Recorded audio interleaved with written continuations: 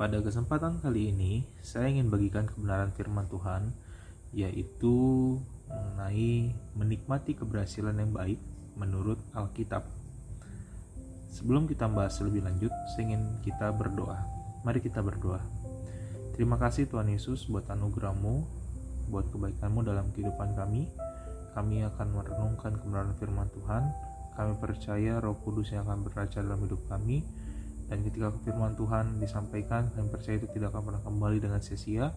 Itu akan tertanam, bertumbuh, dan menghasilkan buah, yaitu untuk mulia nama Tuhan. Kami percaya Roh Kudus yang memampukan kami untuk mengenal Kristus dengan benar. Terima kasih Bapa, di dalam nama Tuhan Yesus. Haleluya. Amin. Oke, pada saat ini kenapa saya membahas tentang menikmati keberhasilan yang baik menurut Alkitab? Karena kita tahu bahwa sekarang ini mengenai keberhasilan identik dengan namanya uang, yaitu materi lebih khususnya. Memang indikator salah satunya berhasil memang adalah materi, tapi itu tidak menjadi tolak ukur mutlak, karena ada orang-orang yang punya uang banyak tetapi hidupnya malah gak ada damai sejahtera, hidupnya penuh ketakutan. Ya, ada juga yang punya uang banyak, sakit-sakitan, kemudian keluarganya broken home. Itu bukan keberhasilan yang Tuhan inginkan dalam kehidupan orang yang percaya di dalam Yesus. Karena Allah ingin ketika kita berhasil dengan yang baik. Kita berhasil dalam seluruh aspek kehidupan kita. Kita berhasil, contoh sederhananya di dalam Alkitab adalah seperti Yusuf, Tuhan sertai dan hidupnya berhasil. Kenapa dikatakan dia berhasil? Karena bukan hanya dia menjadi orang yang secara materi kaya dan bahkan memperkaya orang lain, yaitu Firaun, tetapi dia sendiri pun akhirnya bisa berkumpul sama orang tuanya, yaitu Yakub dan saudara-saudaranya, dan dapat membantu banyak orang pada masa itu. Nah, kita akan belajar maksudnya apa itu keberhasilan yang baik, bagaimana dasarnya kita dapat menikmati hal itu. Kita akan baca di dalam Alkitab itu, di dalam Ulangan terlebih dahulu, di dalam Ulangan 8 ayatnya yang ke-17 sampai ke-18. Saya akan bacakan buat rekan-rekan semua. Ulangan 8 ayat 17 sampai 18. Maka janganlah kau katakan dalam hatimu, kekuasaanku dan kekuatanku lah yang membuat aku memperoleh kekayaan ini.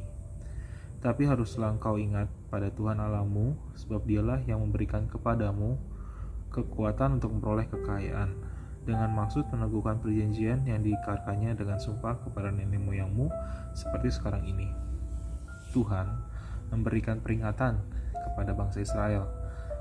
Tuhan ingin bangsa Israel sadar dan tahu bahwa bukan karena mereka punya kekuasaan atau kekuatan atau bahkan kepintaran sehingga mereka memperoleh kekayaan, tetapi semua itu karena kemurahan Tuhan. Di ayat 18 dikatakan dengan sangat jelas, yaitu sebab dialah yang memberikan kepadamu kekuatan untuk memperoleh kekayaan. Artinya Tuhan ingin kita sadar kalau kita bisa sukses, berhasil, itu karena Tuhanlah yang memberikan kita hal tersebut. Bukan karena kita punya relasi, bukan karena kita lulusan universitas yang terbaik atau mendapat pekerjaan yang terbaik, bukan, tapi karena Tuhan. Karena salah satu contoh di dalam Alkitab yang sombong, bahkan merasa bahwa itu semua dari kekuatannya sendiri, yaitu di dalam Yehezkiel 28, yaitu ayatnya yang keempat sampai ke-8.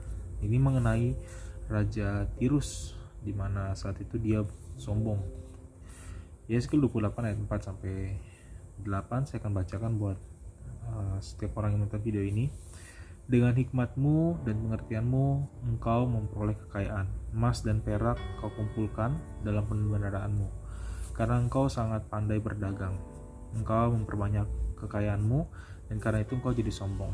Oleh sebab itu, beginilah firman Tuhan Allah, karena hatimu menempatkan dirimu sama dengan Allah, maka sungguh aku membawa orang asing melawan engkau, yaitu bangsa yang paling ganas, yang akan menghunus pedang mereka melawan hikmatmu yang terpuja, dan semarakmu dinajiskan. Engkau diturunkannya ke lubang kubur. Engkau mati seperti orang yang mati terbunuh di tengah lautan. Tuhan ingin bilang, dan ini kita belajar, bahwa ketika kita merasa bahwa kitalah mampu gitu, karena kita pandai, karena kita punya relasi, akhirnya kita mampu mengumpulkan kekayaan, akhirnya kita menyamakan diri kita seperti Allah, akhirnya kita menjadi sombong. Tuhan gak ingin kita menggunakan hikmat yang kekuatan kita, akhirnya kita menjadi sombong seperti Raja Virus. Tuhan ingin kita sadar kalau kita berhasil, kita mampu, itu karena Tuhan, karena ada kuasa Tuhan yang bekerja di dalam diri kita, karena ada kuasa Roh Kudus yang bekerja mampukan kita. Bahkan Rasul Paulus pun berkata demikian, ketika dia bekerja lebih keras daripada orang lain, dia bekerja keras daripada orang lain karena dia sadar kasih karunia Allah lah yang bekerja dalam dirinya. Dia kuasa Kristuslah yang bekerja dalam dirinya. Nah, ketika kita menyadari hal ini, akhirnya ketika kita menikmati keberhasilan, Tuhan juga ingin jaga.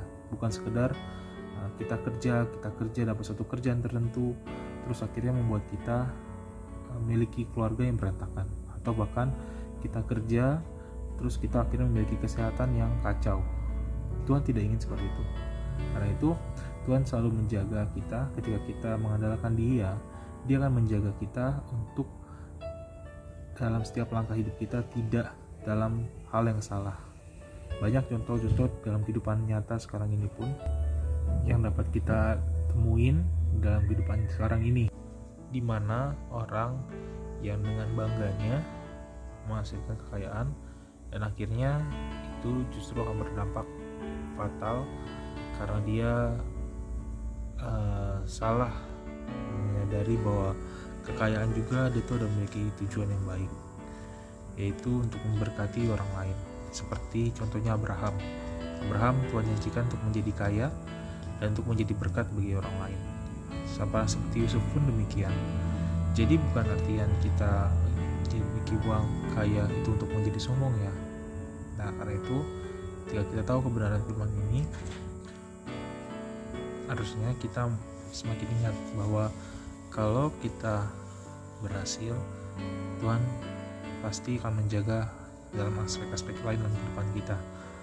Bukan kita berhasil hanya sekedar materi, tapi rumah tangga kita berantakan. Karena itu paling utama yang harus kita sadari adalah keberhasilan kita letakkan dalam tangan Tuhan.